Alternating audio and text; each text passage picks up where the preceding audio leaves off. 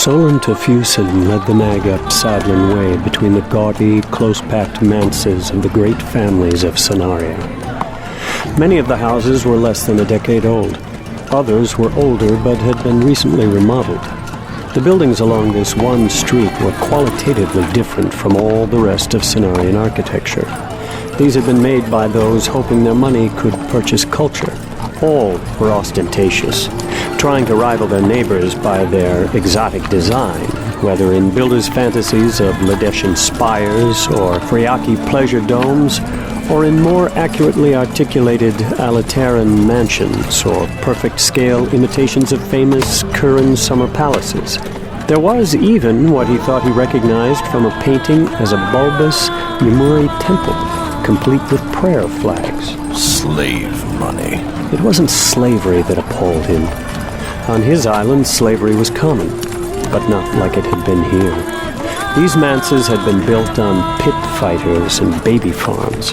It had been out of his way, but he'd walked through the warrens to see what the silent half of his new home city was like. The squalor there made the wealth here obscene. He was tired. Though not tall, he was thick. Thick through the stomach and, mercifully, still thicker through the chest and shoulders. The nag was a good horse, but she was no war horse, and he had to walk her as often as he rode. The large estates loomed ahead, differentiated from the others not so much by the size of the buildings as by the amount of land within the walls. Where the manses were packed side by side, the estates sprawled. Guards presided over estates of ironwood rather than intricate grillwork. Gates built long ago for defense, not decoration. The gate of the first estate bore the Jadwin trout inlaid with gold leaf. Through the sallyport, he saw a lavish garden filled with statues, some marble, some covered with beaten gold. No wonder they have a dozen guards. All the guards were professional and a few furlongs short of handsome, which gave credence to the rumors about the Duchess, and he was more than happy to pass the Jadwin estate. He was a handsome man with olive skin, black eyes, and hair still black as a night untouched by the gray shadows of dawn. Sharing a house with a voracious duchess whose husband left on frequent and lengthy embassies was trouble he didn't need. Not that I'll find less where I'm going. Dorian, my friend, I hope this was genius. Solon didn't want to consider the other possibility. I am Solon Fusen. I'm here to see Lord Gaia. Solon had arrived in front of the Gaia estate's gate. The Duke? The man's a simpleton.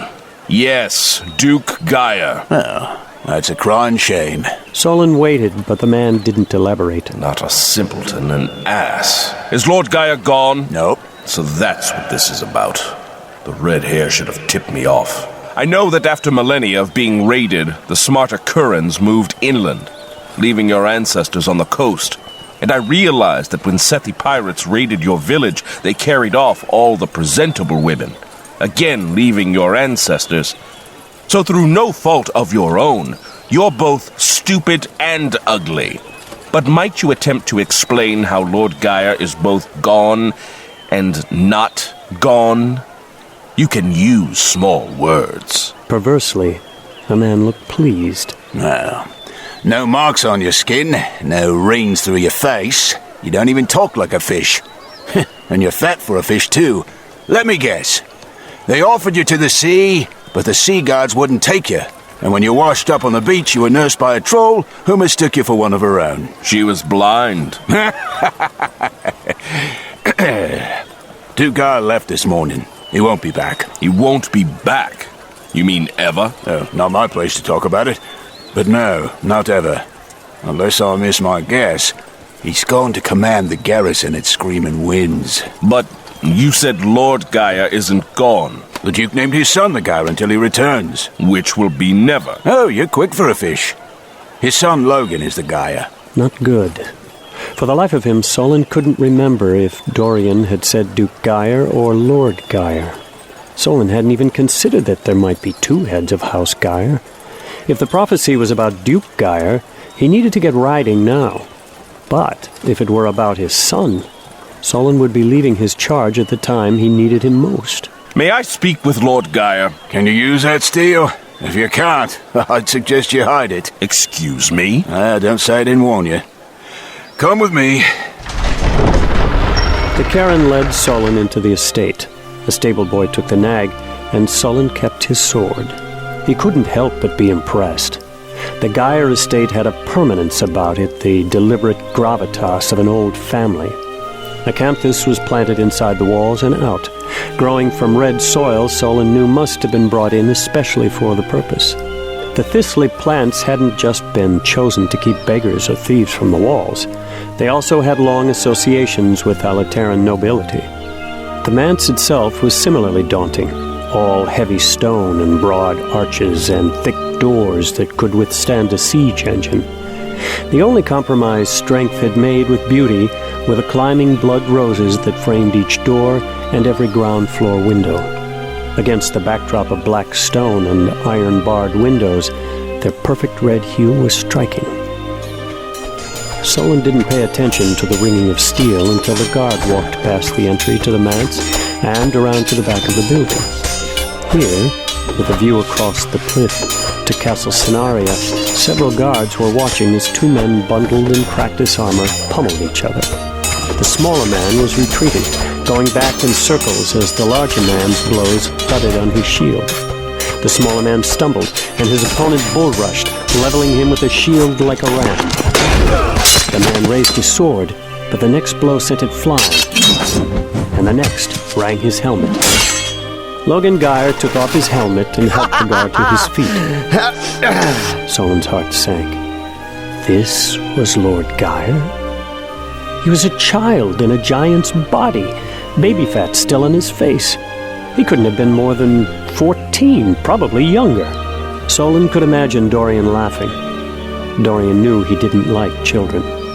The Karen guard stepped forward and spoke quietly to Lord Geyer. Hello. The boy lord turned to Solon. Marcus tells me you fancy yourself quite a swordsman. Are you? Solon looked at the Karen, who gave him a self-satisfied smile. His name is Marcus? Even the names in this country were a mess, with little regard for people's origins. Alateran names like Marcus or Lucien mixed freely with Lodricari names like Rodo or Daedra. Karen names like Hideo or Shizumi, and normal Cenarian names like Elaine or Feline.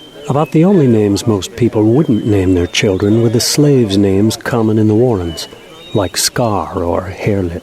I can hold my own, Lord Geyer, but it is words I wish to exchange with you, not blows. We will speak then. After we spar. Marcus, get him some practice armor.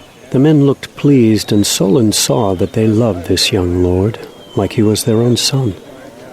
He was suddenly the Geyer, and the men were still entranced by the novelty of the idea. I don't need it. You want to spar without armor? I don't want to spar at all.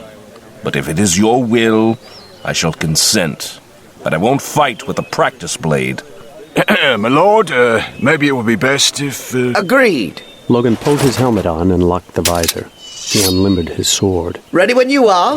Before Logan could react, Solon jabbed his fingers through the boy's visor and grabbed the nosepiece. He yanked Logan forward and twisted. Solon drew a knife from Logan's belt and held it to the boy's eye, his knee resting on the side of Logan's helmet. Do you yield? I yield. Solon released him and stood, brushing the dust from the leg of his breeches. He didn't offer to help Lord Geyer stand. You're a fool boy, Lord Geyer. A buffoon performing for men you may one day have to ask to die for you. He said Duke Geyer. Surely Dorian said Duke Geyer. But he sent me here. Surely he would have sent me to the garrison directly if he meant the Duke. The prophecy wasn't about me. Dorian couldn't have known that I would be held up, that I would get to the city this late. Could he? Logan removed his helmet, and he was red-faced. But he didn't let his embarrassment flare into anger. I deserved that. And I deserve the manhandling you just gave me. Or worse. I'm sorry, it is a poor host who assaults his guests. You know they've been losing on purpose, don't you? Logan looked stricken. He glanced at the man he'd been fighting as Solon arrived, then stared at his own feet. Then, as if it took an effort of will, he raised his eyes to Solon's. I see that you speak true. Though it shames me to learn it, I thank you. And now Logan's men looked ashamed. They'd been letting him win because they loved him, and now they had shamed their lord. The men weren't just pained, they were in misery. How does this boy command such loyalty? Is it just loyalty to his father? As he watched Logan look at each of the men in turn, staring until each met his gaze and then looked away, Solon doubted that. Logan let the pained silence sit and grow. In 6 months' time, I will serve at my father's garrison. I will not sit safely in the castle. I will fight. And so will many of you. But since you seem to think sparring is entertainment, very well. You will entertain yourselves by sparring until midnight, all of you. Tomorrow we will start training, and I expect all of you to be here an hour before dawn. Understood? Yes, sir. Logan turned to Solon. Sorry about that, Master Tofusen. About all of it. Please, call me Logan. You'll stay for dinner, of course. But can I also have the servants prepare a room for you? Yes, I'd like that.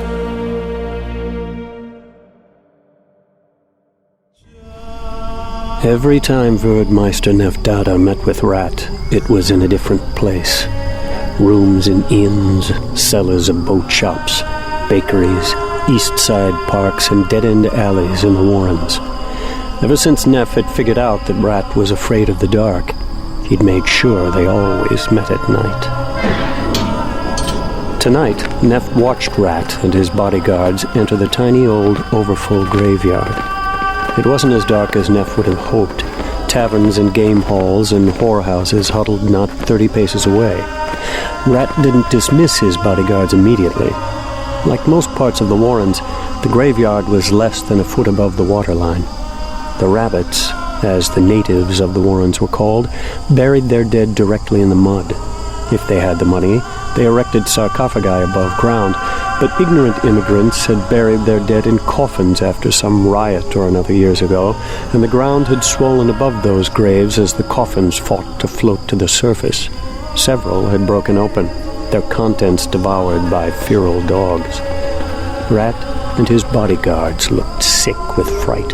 Hello, child. Rat flinched, and Neff smiled his gap-toothed smile, his long, sparse white hair falling in a greasy trickle to his shoulders. Neff stood so close the boy took a step back. What do you want? Why am I here? Petulance and philosophy, all bound up in one. Neff shuffled closer. He stood close because he liked to see Rat's discomfort. I haven't given up on you yet, you great stupid boy. Sometimes you manage to learn despite yourself. But that's not what I'm here for. Not what you're here for either. It's time to move. Your enemies are arrayed against you, but not yet organized. How do you know that? I know more than you think, ratty fatty. Rat almost struck him then. Neff could tell. Rat had become a guild fist for a reason. But of course, he'd never hit Neff. The old man knew he looked frail, but a Verdmeister had other defenses. Do you know how many boys your father has whelped? Rat looked around the graveyard as if Neff hadn't already checked for anyone eavesdropping. The boy was hopelessly stupid. Stupid, but capable of cunning, and utterly ruthless. Besides, Neff didn't have many choices. When he'd come to Cenaria, he'd been placed in charge of 4 boys. The most promising one had eaten some bad meat in the first year and died before Neff had even known he was sick. This week, the second had been killed in territory fight between guilds. That left Neff with only 2. His Holiness has fathered 132 boys, the last time I counted. Most of those lacked talent and were cold. You are one of 43 who are his seed. I've told you this before. What I haven't told you is that each of you is given a task, a test to prove your usefulness to your father. If you pass, you may one day become God King yourself. Can you guess what your task is? Rat's beady eyes glittered with visions of opulent splendor. Your task, boy. Become Shinga. Well, the boy aimed higher than Neff would have guessed. Good. His Holiness has declared that Scenaria will fall, as will all the Southlands. The Sakage is the only real power in Scenaria, so yes, you will become Shinga. Then you will give your father Scenaria and everything in it. Or, more likely, you will fail and die and one of your brothers will do this. There are others in the city. Your father is a god, but his tools are men and thus fail. His Holiness plans accordingly. Now, my little failure in waiting, what is your brilliant plan to deal with Azoth? Rage roared high in Rat's eyes once more, but he controlled it. One word from Neff and Rat would be one more corpse floating in the plyth by morning, and they both knew it. In truth, Neff was testing him. Cruelty was Rat's greatest asset. Neff had seen Rat's bloodthirstiness cow older boys who might have killed him, but it was worthless if he couldn't control it. I'll kill Azoth. I'll make him bleed. What you can't do is kill him. If you do, he will be forgotten. Another will take his place. He must live broken, where all the world can see him. I'll beat him in front of everyone. I'll break his hands. What happens if his lizards rush to defend him? They wouldn't. They're too afraid. Unlike other boys I know, Azoth isn't stupid. He knew what it meant when those bigs came to him. He may even have been planning for this all along. The first thing he'll expect is that you'll get scared and try to beat him. So he'll have a plan for it. Neff watched the realization settle on Rat that he might actually lose control of the guild. If he lost the guild, he'd lose his life. But you have a plan, huh? A way I can destroy him, don't you? And I might even share it.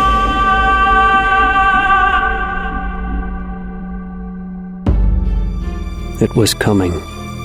Azoth could feel it as he lay on the floor surrounded by his lizards, his guild, his 15 littles and 5 bigs. Half the littles in Black Dragon and a quarter of the bigs were his now. They slept peacefully around him, probably even Badger, who was supposed to only be feigning sleep. Azoth hadn't slept for 4 days. The night he'd come home from talking to Blint, and every night since, he'd lain awake, plotting, doubting, feverish with excitement about a life without Rat, and the rising light of day had melted his plans with the fog. He'd called those who stood with him his lizards as a joke. They weren't dragons, but the children had taken the name proudly, deaf to the despair in the label. During the days he'd acted, given orders, formed his pathetic lizards into a force, done anything to keep his mind off killing Rat. How long would Rat wait? The time for a purge was now. Everyone was waiting to see what Rat would do. Everyone was still sure that he would do something. If he didn't, though, and soon, his faithful would start to doubt him, and he'd lose the guild in an instant. Azoth had even given orders for 3 of the littles he trusted most to guard Doll Girl at all times. Then he doubted himself. It wasn't a good use of the strength he had. He needed those littles. Bringing him information, listening to the others in the guild, searching the other guilds to see if any of the neighboring guilds would like the lizards to join them. Besides, what could 3 littles do against all of Rat's bigs? Children who were 8, 10, and 11 respectively weren't going to stop Rat's 15 and 16-year-olds. He'd ended up assigning 2 of the bigs who had joined him first to watch over her and had kept her close during every waking hour. He was slipping, though. The nights without sleep were catching up with him. His mind was a muddle. It was only a matter of time until he made a stupid mistake, and all of it was because he didn't have the guts to kill Rat. He could do it tonight. It would be easy, really. Rat had gone out before midnight with 2 bigs, but when they got back, he'd fall asleep instantly. The bastard never had trouble sleeping. Azoth had the shiv. He even had a real knife that one of the bigs had stolen. All he had to do was walk up to Rat and stick it in him. Anywhere in the stomach would work. Even if Rat's dragons were loyal enough to take him to a healer, they'd certainly take all of his money. What healer was going to work for free on a guild rat? All Azoth had to do was wait until 5 minutes after Rat got back, then get up to piss. On his way back, he'd kill him. It was the only way Doll Girl would ever be safe. He knew what becoming a wet boy would mean. Everything would change. Wet boys were knives in the dark. Azoth would learn how to fight, how to kill. He wouldn't just learn how, he'd do it. Blint would expect him to kill. That niggled at him like a stare from Doll Girl. It wouldn't really count unless he met her eyes. But he didn't think much about the specifics of murdering. He held on to that image of Durzo Blint laughing at the entire guild. Durzo Blint laughing at Rat and his little army. Durzo Blint fearless. Durzo Blint, who Azoth could be. Blint would take him away. Azoth wouldn't lead Black Dragon. He wouldn't even lead his lizards. But he didn't want to. He didn't want the littles looking at him like he was their father. The bigs who towered over him looking at him like he knew what he was doing. Like he would keep them all safe. He couldn't even keep himself safe. This was all a fraud. He was a fraud. He'd been set up, and they didn't even see it. The unmistakable sound of the door being moved aside heralded Rat's return. Azoth was so scared he would have wept if he hadn't told Badger to stay awake. He couldn't weep in front of his bigs. He was sure Rat would come over to him, have the bigs lift him up and take him away to some horrific punishment that would make Jarls look easy. But, true to form, Rat pushed into his harem, lay down, and was asleep in seconds. A wet boy wouldn't cry. Azoth tried to slow his breathing, tried to listen to see if Rat's bodyguards were asleep too. Wet boys weren't afraid. They were killers. Other people were afraid of them. Everyone in the Sakage was afraid of them. If I lie here and try to sleep again, I might sleep here with nothing happening for another night or another week. But Rat will get me. He'll destroy everything.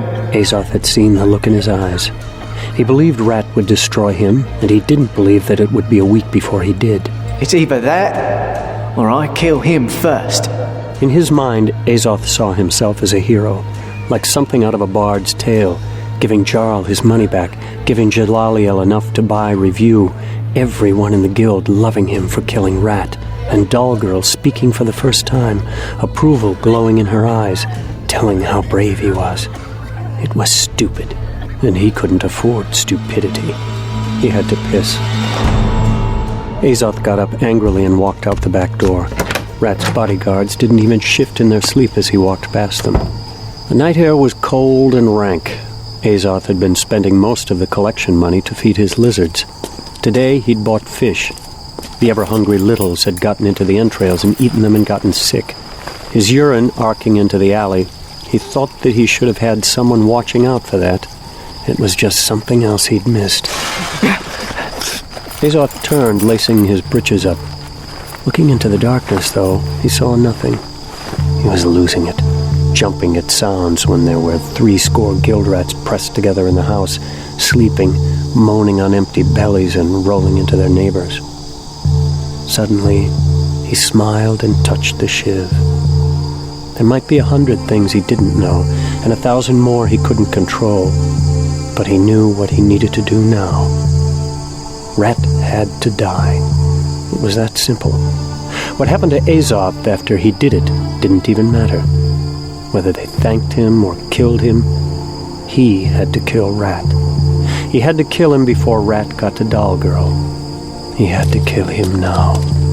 And with that, the decision was made. Azoth held the shiv up along his wrist and stepped inside. Rat would be sleeping wedged in with his harem. It would only be 2 steps out of Azoth's way. Azoth would pretend to stumble in case the bigs were watching, and then plunge the shiv into Rat's stomach. He would stab him over and over until Rat was dead, or he was. Azoth was within 4 steps of his attack when he came inside of his own sleeping space. Badger was lying on his back in the darkness, a thin line drawn across his neck, black on white skin. His eyes were open, but he wasn't moving. Doll Girl's space was empty. She was gone. And and so is Rat. He lay in the darkness, too stunned to weep. Even in his sudden blind shock, Azoth knew that Rat's Biggs couldn't be asleep. This was what they had been waiting for. Azoth had left for the barest minute, and they had taken Dollgirl. It wouldn't even do him any good to wake the whole guild. In the darkness and confusion, he'd never know just which of Rat's Biggs was gone, and what would he do even if he knew? Even if he knew who was gone, he wouldn't know where they'd gone. Even if he knew where they'd gone, what would he do? He lay in the darkness, stumbling over thoughts, staring at the sagging ceiling. He'd heard them. Damn him forever. He'd heard the sound and didn't even go look. He lay in the darkness, finished. The watch changed. The sun rose. The guild rat stirred. And he stared at the sagging ceiling, waiting for it to collapse on him like everything else. He couldn't have moved if he wanted to. He lay in the light. Children were shrieking, littles pulling at him, shouting something about Badger, questions. It was all words. Words were wind. Someone shook him, but he was far away. It wasn't until long after that he woke. Tingle shot across Azoth's skin, and he sat upright. He still had the shiv. There was dried blood on the floor, but Azoth barely saw it. He stood and started walking toward the door. Azoth ran. The moment he stepped through the door, out of the corner of his eye, he saw the shadow of the doorframe elongate and snap forward. Azoth slammed into the shadow like he'd run into a wall. His head rang as he was pulled back into the deep shadows between the guild building and the ruin next to it. So eager for death, little one. Azoth couldn't shake his head, couldn't shake loose. The shadow had a hand like iron over his face. Slowly, he realized it was Master Blint. 5 days, kid.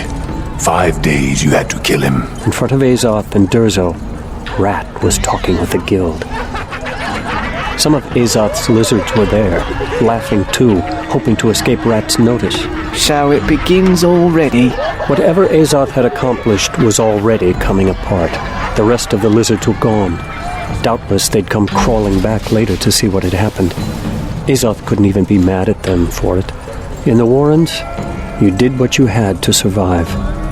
It wasn't their failure, it was his. Blint was right.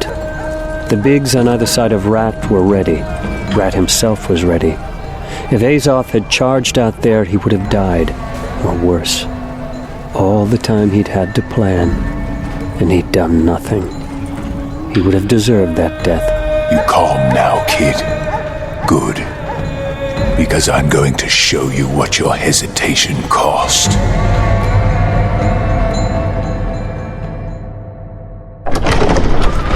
Solon was ushered into dinner by an old man with a stooped back and a smartly pressed uniform adorned with gold braid and the Gyre's soaring white falcon on a field of sable, which over the centuries had become barely recognizable as the Gyre falcon it was. A northern falcon, and not Khalid Orin or even Lodrakari. Gyre falcons were only found in the Freeze. So the Gyres are hardly more native to Sonaria than I am. Dinner was set in the Great Hall. A strange choice to Solon's mind. It wasn't that the Great Hall wasn't impressive, it was too much so. It must have been almost as large as Castle Sonaria's own Great Hall, adorned with tapestries, banners, shields of long-dead enemies, enormous canvases, statuary in marble and gold leaf, and a ceiling mural depicting a scene from the Alcestia. In the midst of such grandeur, the table was dwarfed to insignificance, though it was 15 paces long. Lord Solon Torfusen of House Torfusen, Windseekers of the Royal House of Braaden of the Island Empire of Seth. Solon was pleased that the man had either known or dug up the appropriate titles, even if Seth was scarcely an empire these days. Solon walked forward to greet Lady Gyre. She was an attractive woman, stately, with the dark green eyes and the dusky skin and delicate bones of House Grayson. Though she had an admirable figure, she dressed modestly by Cenarian standards, the neckline high, the hemline coming down almost to her slim ankles. The gray gown fitted but not tight, Blessings, my lady. May the sun smile upon you, and all storms find you in port. Katrina didn't even bother to speak to him. They sat, and servants brought out the first course, a mandarin duck soup with fennel. My son warned me of what you were, but you speak quite well. Nor have you seen fit to put metal through your face. And you're wearing clothes. I'm quite pleased. Evidently, the good Duchess had heard about her son's luck with sparring Solon, and didn't appreciate having her son humbled. Is it true, then? Logan was at one end of the table, his mother at the other, and Solon, unfortunately, in the middle. Do the Sethi really go naked on their ships? Logan! No. If I may, Lady Gaia, that's a common misperception. Our island splits the hottest current in the Great Sea, so it's quite warm there, even in the winter. In the summer, it's nearly intolerable. So though we don't wear as much clothing or as heavy clothing as people do here, we aren't without our own standards of modesty. Modesty? You call women who run about on boats half-naked modest? Not all of them are modest, of course, but to us, breasts are about as erotic as necks. It might be pleasant to kiss them, but there's no reason to... You go too far! On the other hand, a woman who shows her ankles is obviously hoping not to go below decks alone. Indeed, Lady Gaia, Sethi women would think you quite brazen. Katrina Geyer's face went ashen. Ankles? Ankles, that's so dumb. Nice ankles, Mother. A servant arrived with a second course, but Solon didn't even see him set it down. Why do I do this?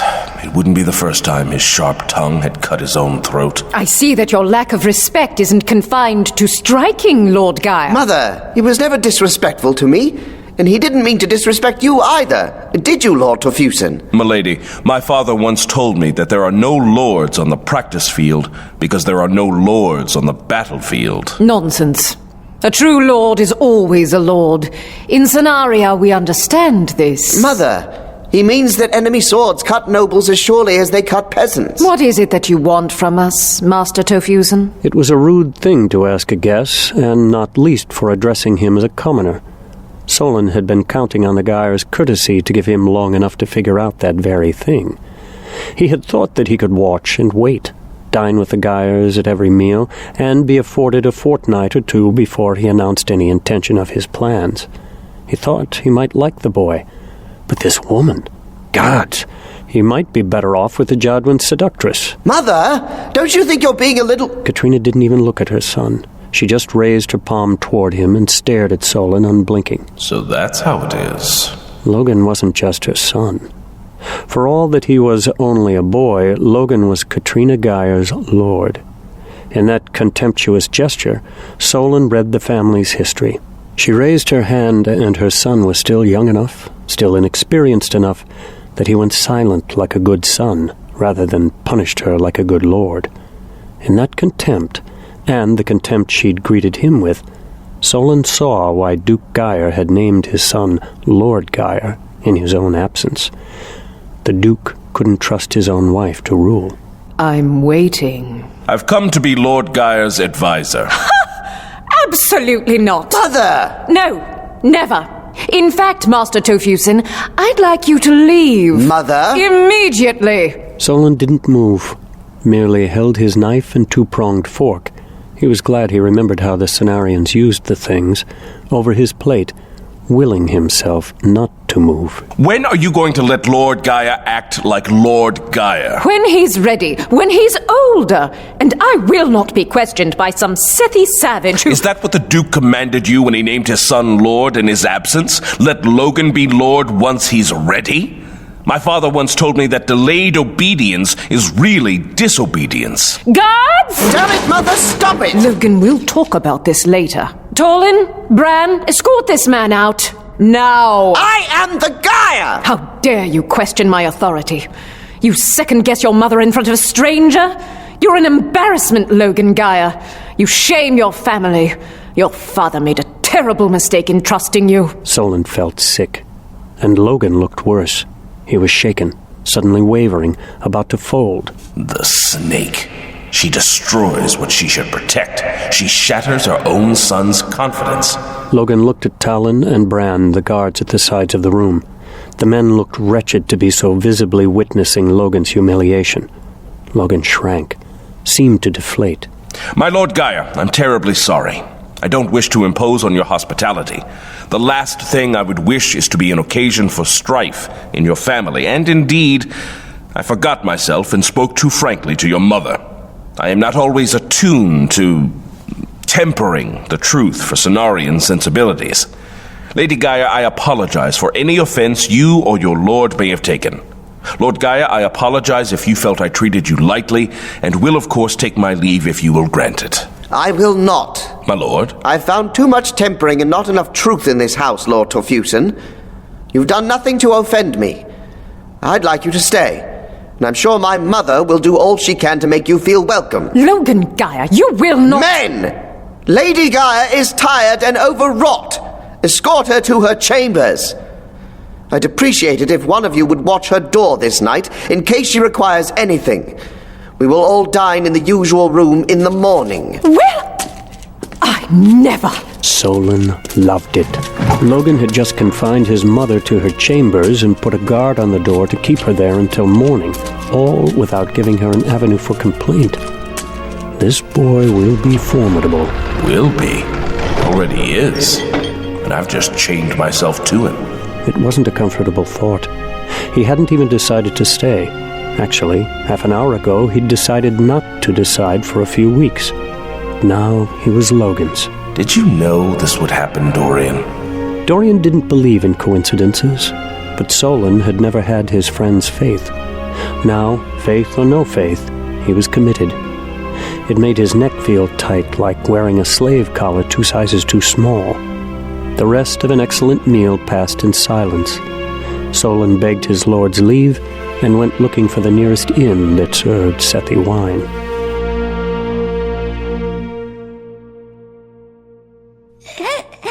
Her face was destroyed. Azoth had once seen a man kicked square in the face by a horse. He died wheezing on broken teeth and blood. Dollgirl's face was worse. Azoth looked away, but Durzo grabbed a handful of his hair and turned him back. Look, damn you, look! This is what you've done, boy. This is what hesitation costs. When I say kill, you kill. Not tomorrow, not 5 days later. You kill that second. No hesitations, no doubts, no second thoughts. Obedience. Do you understand the word? I know better than you do. You know nothing. You are nothing. This is what you are. You are weakness. You are filth. You are the blood bubbling out of that little girl's nose. Azoth thrashed and tried to turn away, but Durzo's grip was steel. No! Look! This is what you've done! This is your fault! Your failure! Your Denner did this! A Denner shouldn't do anything! A Denner is dead! Not 5 days from now! A Denner is dead as soon as you take the contract! Do you understand? Durzo held Azoth's hair, turning him so his vomit didn't splatter on Dollgirl. When he was done, Durzo turned him around and let go. But Azoth turned away, not even wiping the puke from his lips. He looked at Dollgirl. She couldn't last long. Every breath was labored. Blood welled, dribbled, dripped, slid onto the sheets, onto the floor. He stared until her face disappeared, until he was only seeing red angles and curves where once that dull, pretty face had been.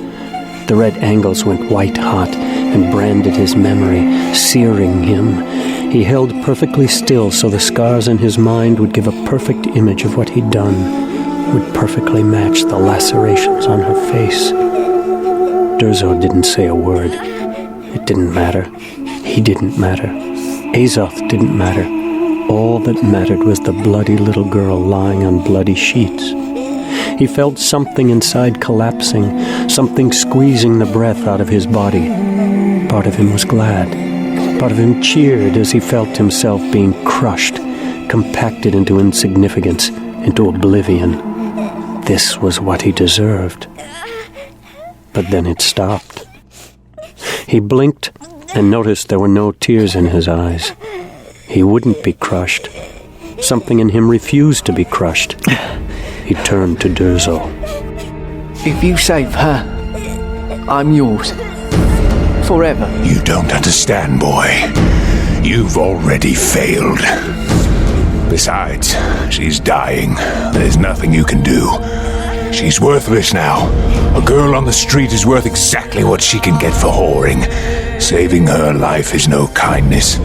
She won't thank you for it. I'll find you when he's dead. You've already failed. You gave me a week. It's only been 5 days. By the night angels. So be it.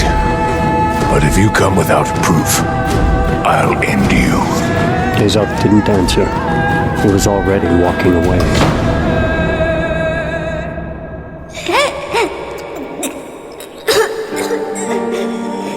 She wasn't dying fast, but she was certainly dying. Durzo couldn't help but have a certain detached professional rage. It had been sloppy, cruel work. With the horrible wounds on her face, it was obvious that she had been intended to live and live with hideous scars that would forever shame her. But instead, she was dying, wheezing out her life through a broken, bloody nose. There was nothing he could do for her either. That was quickly evident. He'd killed both of the Bigs who had been guarding her after the butchery, but he suspected that neither of them had been the cutter. They had both seemed a little too horrified at the evil they were part of. Some part of Durzo that still had a shred of decency demanded he go kill the twist who had done this immediately, but he tended to the little girl first. She was lying on a low cot in one of the smaller safe houses he owned in the Warrens. He cleaned her up as well as he could.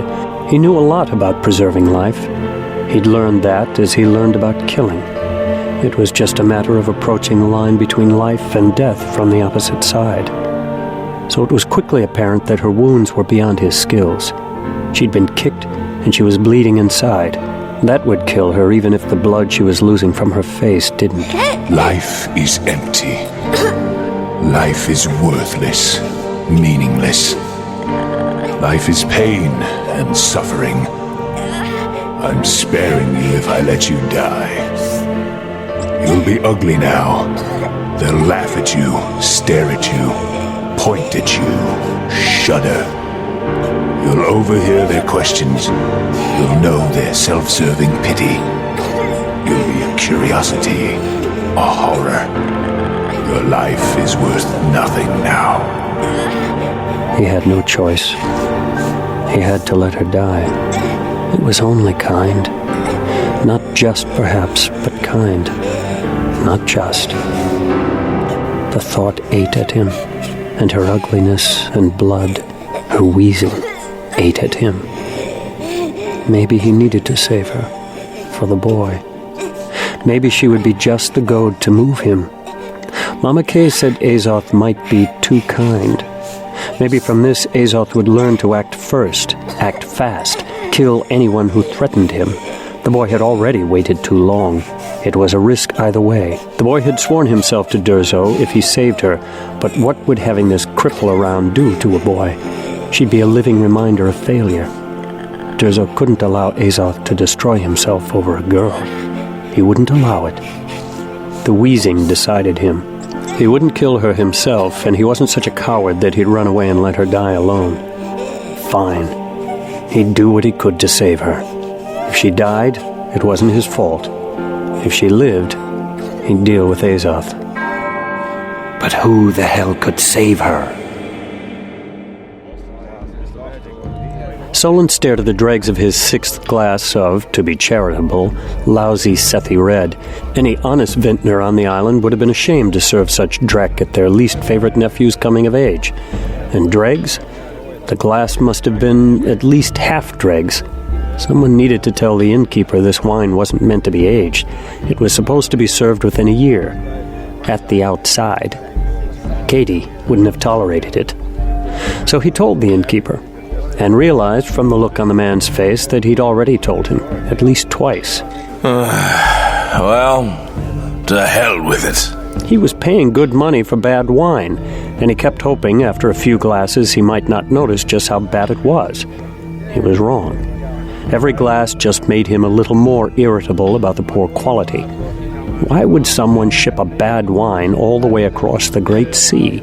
Did they actually make a profit on it? As he put down another silver, he realized it was because of homesick fools like himself that they made a profit on it. The thought made him sick. Or maybe that was the wine. Someday he'd have to convince Lord Geyer to invest in Sethi wines. He slumped further in his chair and waved for another glass. This was really an inexcusable exercise in self-pity, the likes of which he would have whipped out of Logan Geyer if he saw him indulging in something so juvenile. But he traveled so far, and for what? He remembered Dorian's smile, that mischievous little grin the girls never stopped cooing over. A kingdom rests in your hands, Solon. What do I care about Scenaria? It's half a world away. I didn't say the kingdom was Scenaria, did I? Solon, you know I wouldn't ask this if there were any other way. You don't see everything. There's got to be another way. At least tell me what I'm supposed to do. Dorian, you know what I'd be leaving. You know what this will cost me. I do. He needs you, Solon. Solon's memories were abruptly cut short with a jab of a dagger into his spine. That's enough, friend. I know what you are, and I need you to come with me. Or else? Yes, or else. Or else what? You're going to kill me in front of 5 witnesses? And you're supposed to be smart. If I know what you are and still threaten you, do you think I lack the will to kill you? And what's to stop me from... Enough talk. You've been poisoned. You do what I say and I'll give you the antidote. Does that answer the rest of your questions? Actually, it's... You'll know you're really poisoned because any time now your neck and armpits will start itching. Ariamo root? Plus a few other things. Last warning. Solon's shoulders started itching. Damn. I could have taken care of Ariamo root by itself, but this... What do you want? Head outside. Don't turn. Don't say anything. Solon walked to the door, almost trembling. The man had said, what you are, not who you are. That might have referred to being Sethi, but his other comment obviously didn't. The Sethi might be famous or infamous for many things, but rightly or wrongly, intelligence wasn't one of them. Solon had barely touched the street when he felt the dagger jab his spine again. A hand drew his sword from the scabbard. That won't be necessary. Show me what you want. The poisoner led him around the building where 2 horses were waiting. Together they rode south and then across the Vanden Bridge. They were swallowed by the Warrens, and though Solon didn't think the man had been taking turns solely to get him lost, he soon was. Damn wine. Finally, they stopped in front of one tiny shack among many. Solon dismounted unsteadily. The poisoner wore dark clothes and a voluminous gray-black cloak with its hood up. All Solon could see was that he was tall, obviously athletic, and probably thin. The man nodded towards the door. The smell of blood hit Solon instantly. A little girl was lying on a low bed, barely breathing, barely bleeding, her face a gory mess. Solon turned. She's dying. There's nothing I can do. I did what I could. Now you do what you do. I've left all the tools you may need. Whatever you think I am, you're wrong. I'm no healer. She dies, you die. Solon felt the weight of the man's eyes on him. Then the poisoner turned and left. Solon looked at the closed door and felt despair rising like twin waves of darkness coming from each side. Then he shook himself. Enough. So he was tired, still drunk, poisoned, itchy, and never had been much good at healing to begin with. Dorian had said that someone here needed him, hadn't he? So surely Solon couldn't die yet. Unless, of course, just making Logan stand up to his mother was all that Solon had been needed for. Well, that's the problem with prophecy, isn't it? You never know. Solon knelt by the little girl and began working.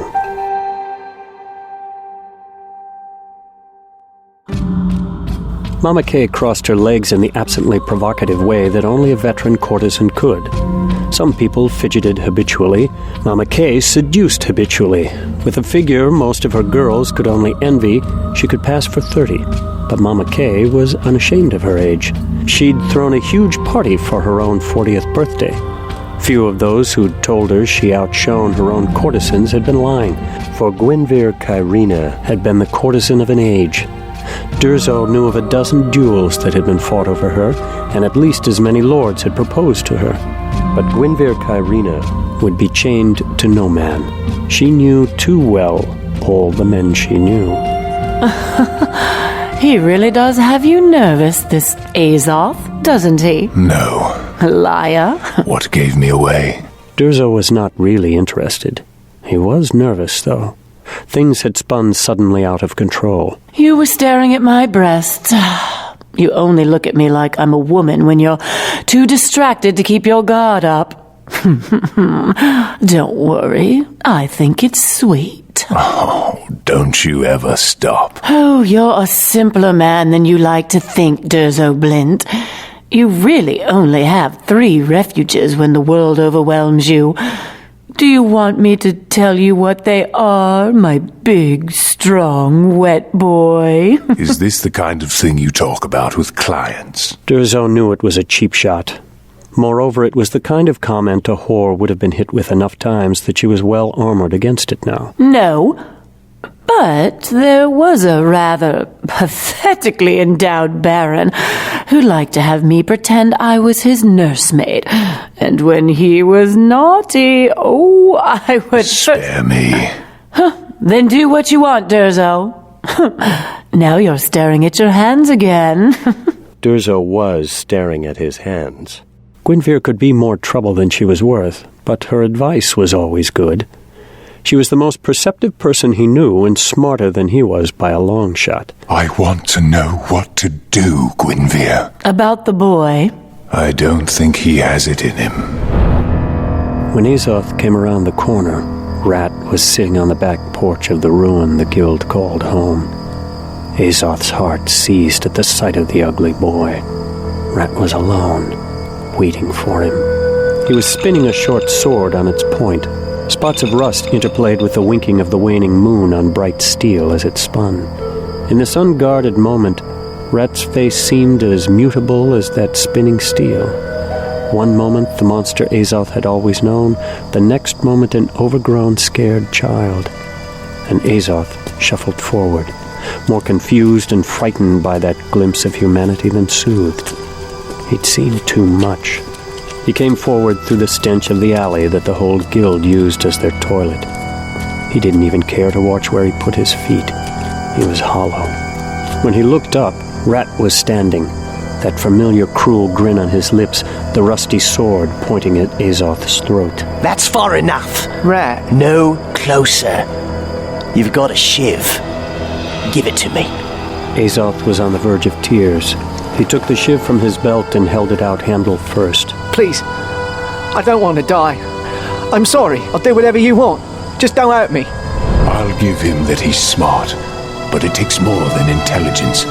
You've seen him here with all the other guild rats. Does he have that? Most of them I only see in the winter. They sleep on the streets the rest of the year. I give them a roof, Durzo, not a home. But you've seen him. I've seen him. Gwynvere, is he cunning? Rat tucked the shiv in his belt and patted Azoth down. He found no other weapons. His fear dissolved and left only exultation. Don't hurt you. Azoth sprawled in the dirt and got up slowly, his hands and knees bleeding. Azoth's eyes bled fear. I'm going to have to hurt you, Azoth. You've made me. I didn't want it to be this way. I wanted you with me. It was all too easy. Azoth had come back to the guild already destroyed. Rat didn't like it. He wanted to do something to seal Azoth's humiliation. He stepped forward and grabbed Azoth's hair. Rat pulled him up to his knees, enjoying the little cries of pain the boy gave. He owed what would come next to Neff. Rat didn't particularly like boys more than girls. He didn't see much difference. But Rat never would have thought of this as a weapon. if Neff hadn't told him how much it broke a person's spirit to be forced. It had become one of Rat's favorites. Anyone could make a girl scared, but the boys in the guild feared him more than they had ever feared anyone. They looked at Bim or Wheeze or Pod or Jarl, and they melted. And the more he had done it, the more it stirred him. Just looking at Azoth now on his knees, eyes round with fear, made Rat's loins stir. There was nothing like watching the fire of defiance roar high, and then, quickly or over many nights, die, flare up again, and die forever. A wet boy has to lose himself. No, abandon himself. To be a perfect killer, he has to wear the perfect skin for each kill. Gwynvere, you understand, don't you? Understanding is what sets courtesans apart from whores. I get under the skin of every man to walk through my doors. If I know a man, I know how to please him. I know how to manipulate him so that he'll try to buy my love and become competitive with the others trying to do the same thing, but not become jealous of them. A wet boy has to know his debtors like that. And you don't think Azoth can do that? Oh no, I think he can. But after you know a man or a woman like that, after you wear their skin and walk a few miles in it, you can't help but love them. Oh, but it's not real love. And when you love them, that's the moment a wet boy has to kill. And that's what Azoth can't do. He's too soft. Even now? Even after what happened to his little friend? Even now. You were right. He looked up at Rat standing over him, moonlight throwing his shadow over Azoth. I knew what you wanted, and I wanted it too. I just couldn't. But I'm ready now. Rat looked down at him, a faint light of suspicion blooming in his eyes. I found a special place for us. But it doesn't matter. We can do it here. We should do it here. Rat's eyes were hard, but unreadable. Azoth stood slowly, holding onto Rat's hips. Let's just do it here. Let the whole guild hear us. Let everyone know. Azoth's whole body was shaking, and there was no way to hide it. Revulsion was arcing through him like lightning, but he kept his face hopeful, pretended his trembling was pure, naive uncertainty. If he thought, if he considered anything for another second, he was lost. Azoth reached a trembling hand up to Rat's cheek, then stood on tiptoe and kissed him. No! We'll do this my way. To ply this trade, a man has to value nothing, has to sacrifice Everything? Like you've done so well? My sister might have words about that. Vonda's dead because I didn't. Durzo wouldn't meet Gwynvere's gaze. Out the window, night was just beginning to lose its hold on the city. Looking at Durzo there, his hard, pock-marked face glowing yellow sorrow in the lamplight, Gwynvere softened. So you fell in love, Durzo. Not even wet boys are immune. Love is a madness. Love is failure. I lost everything because I failed. And what do you do if Azoth fails? I let him die. Or I kill him. You need him. You told me yourself that he'll call a Kakari to you. Come. One of Gwynvere's maids, obviously a former courtesan herself, now too old for the brothels, poked her head in the door. There's a boy to see you, my lady. His name is Azoth. Show him in. What the hell is he doing here? I don't know. I suppose that if he's the kind of boy you can mold into a wet boy, he can't be without certain resources. Damn. I left him not 3 hours ago. So? So I told him I'd kill him if I saw him without proof. You know I can't make idle threats. You might have been right, but it's out of my hands. Oh, he's not here for you, Durzo. He's here to see me. So why don't you do your little shadow thing and disappear? My little shadow thing? Now, Durzo. A bleeding, wretched boy was shown into the room. But even beat up as he was, Gwynver would have picked him out from 1,000 guild rats. This guild rat had fire in his eyes. He stood straight, even though his face was abraded, his mouth and nose dribbling blood. He looked at her unabashedly, but he was either young enough or smart enough that he looked at her eyes rather than at her cleavage. You see more than most, don't you? He didn't even nod. He was too young to be mocking her tendency to state questions, so there was something else in that flat stare he was giving her. And you've seen something terrible, haven't you? Azoth just looked at her with big eyes, trembling. He was a picture of the naked innocence that died every day in the Warrens. It stirred something in her that she'd thought long dead. Without so much as a word, she knew she could offer the boy a mother's arms, a mother's embrace, a safe place. She could give a refuge even to this child of the Warrens who'd probably never been held in his life. A soft look, a touch on his cheek, and a word, and he would collapse into her arms and cry. And what will Durzo do? Vonda had barely been dead 3 months. He'd lost more than a lover when she died, and Gwynver didn't know if he'd ever recover. Will he understand that Azoth's tears don't make him weak? To be honest with herself, Gwynver knew that holding Azoth wouldn't be just for Azoth. She couldn't remember the last time she'd held someone who hadn't paid for the privilege. And what will Durzo do if he sees real love now? Will it make him be human, or will he tell himself Azoth is too weak and kill him rather than admit that he needs him? It all took her just a second to read the boy and weigh her options. There was too much at stake. She couldn't do it. So, Azoth, who'd you kill? The blood drained from Azoth's face. He blinked as fear suddenly cleared his eyes of the tears that were threatening. First kill, too. Good. I don't know what you're talking about. I know what a killer looks like. So, who did you kill? I need to talk to Durzo Blint. Please, where is he? Right here.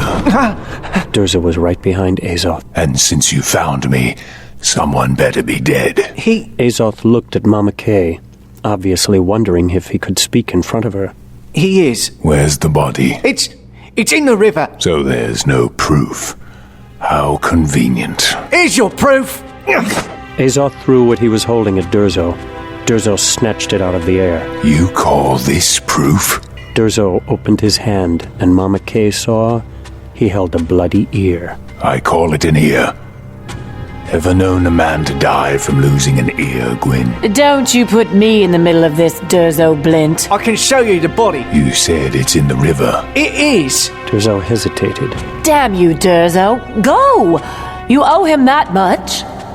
The sun set fully above the horizon when they arrived at the boat repair shop. Durzo went inside alone and came out 10 minutes later. Rolling down a wet sleeve, he didn't look down at Azoth. Son, he was naked.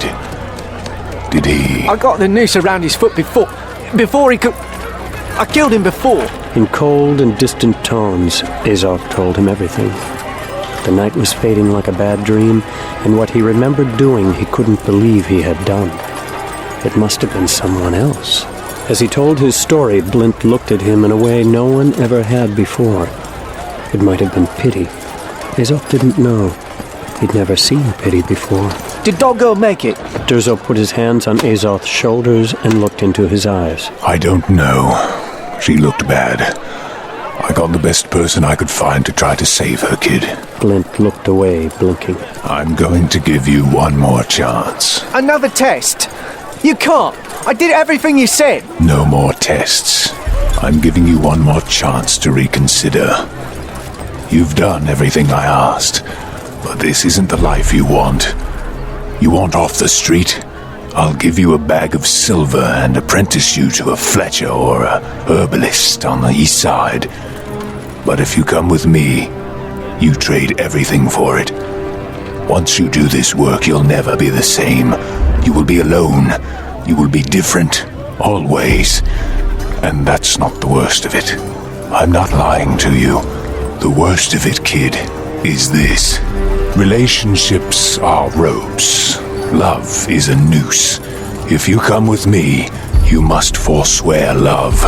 Do you know what that means? Azoth shook his head. It means you can bang as many women as you want, but you can never love one.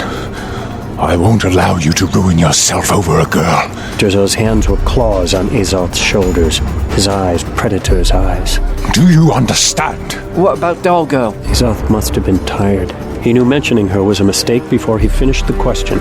You're 10, 11 years old. You think you love her? No. I'll let you know if she lives. But if you come with me, Azoth, you will never talk to her again. You understand? You apprentice to my Fletcher or the herbalist. You can see her as much as you want. Please, kid, take it. This might be your last chance for happiness. Happiness? I just don't want to be afraid anymore. Blint isn't afraid. People are afraid of him. They whisper his name in awe. You follow me now, and by the night angels, you belong to me. Once we start, you become a wet boy or you die. The Sakage can't afford to do it any other way. Or you stay, and I'll find you in a few days and take you to your new master. Blint turned abruptly and strode into the shadows of an alley. Stepping out from the niche he'd been standing in, Azoth looked down the street toward the guild home 100 paces away. Maybe he didn't need to go with Blint now. He'd killed Rat. Maybe he could go back and everything would be all right. Go back to what? I'm still too little to be the guild head. Jaleliel's still dying. Jarl and Doll Girl were still both maimed. There would be no heroes welcome for Azoth. Roth or some other big would take over the guild, and Azoth would be afraid again, as if nothing had ever happened. But he promised me an apprenticeship. Yes, he'd promised. But everyone knew you didn't trust adults. Blint was still confusing. It didn't sound right how he talked about Doll Girl, but just now, Azoth had seen something in the wet boy.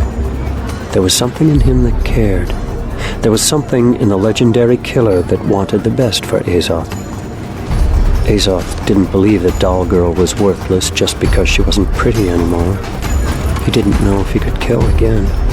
He didn't know what Blint would do to him or why, but whatever that something was that he had seen in the wet boy, it was far more precious to Azoth than all his doubts. Down the street, Jarl stepped out of the guild home. He saw Azoth, and even from that distance, Azoth saw him smile, white teeth brilliant against his Ladeshan skin. From the blood on the back porch and Rat's absence, they must have guessed that he was dead. Azoth! Jarl waved and started hurrying toward Azoth in the dazzling sunlight. Azoth turned his back on his best friend and stepped into the shadow's embrace.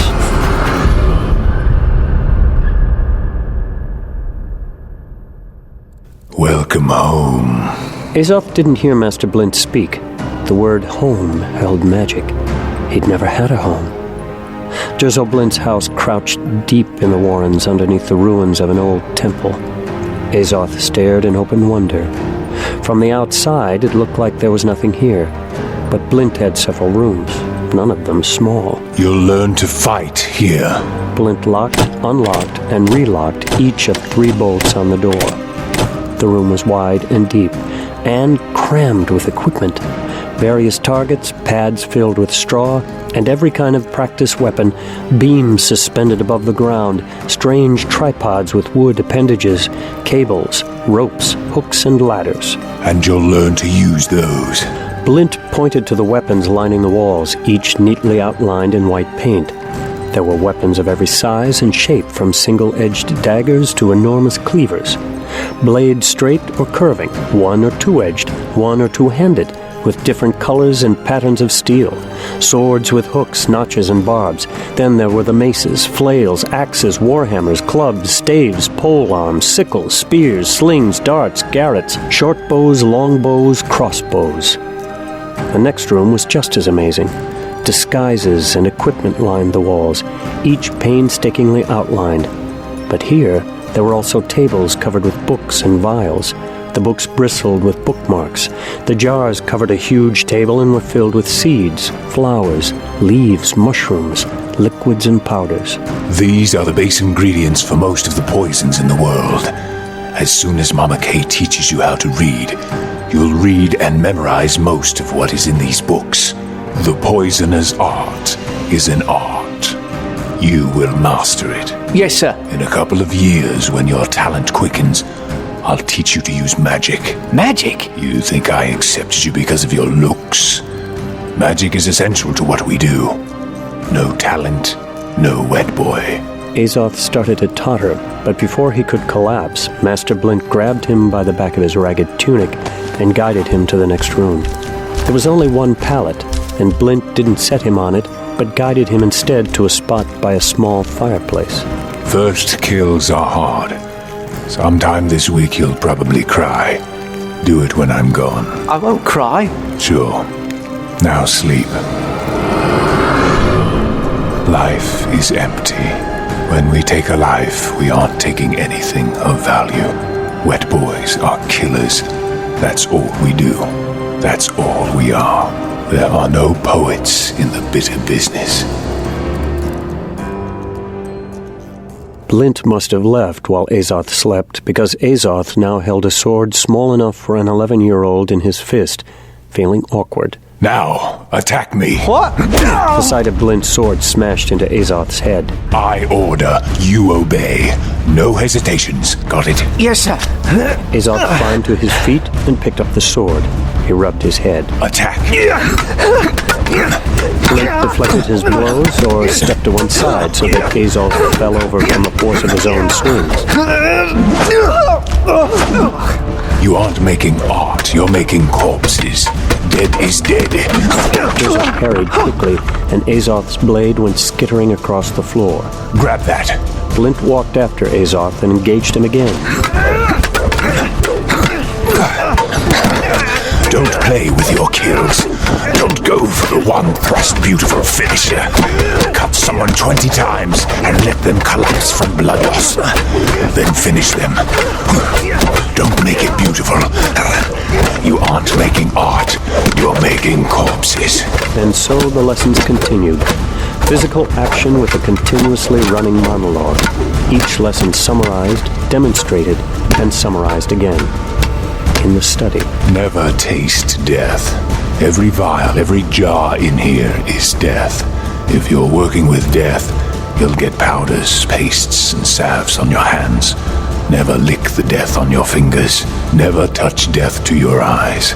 You'll wash your hands with this liquor and then this water, always into this basin which is used for nothing else and will only be emptied where I show you. Never taste death. On the street. Embrace the shadows. Breathe the silence. Be ordinary. Be invisible. Mark the man. Know every out. When he made mistakes, Blint didn't yell. If Azoth didn't block correctly, he was merely drawing his wage when the wood practice sword crashed into his shin. If he couldn't recite the lessons of the day and expand on any that Blint asked about, he got cuffed for every one he forgot. It was all even-handed. It was all fair. But Azoth never relaxed. If he failed too much, just as dispassionately as Master Blint cuffed Azoth, all it would take would be for Blint to not pull one blow short. Azoth wouldn't even know he'd failed until he found himself dying. More than once he wanted to quit, but there was no quitting. More than once he wanted to kill Blint, but trying would mean death. More than once he wanted to cry, but he'd vowed he wouldn't. And he didn't.